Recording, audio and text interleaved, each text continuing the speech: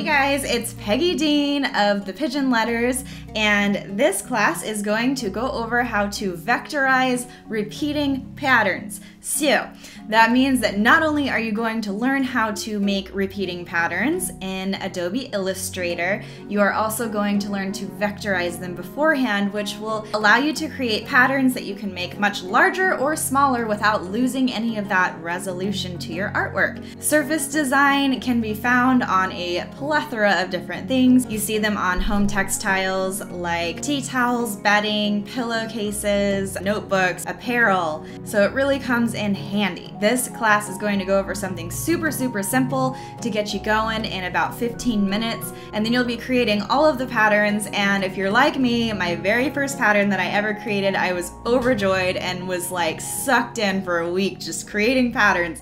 So this class is straightforward information. There's not a bunch of fluff to it. It just gives you the foundation and fundamentals to get started with both the vector and the repeating pattern. So very excited to introduce this to you.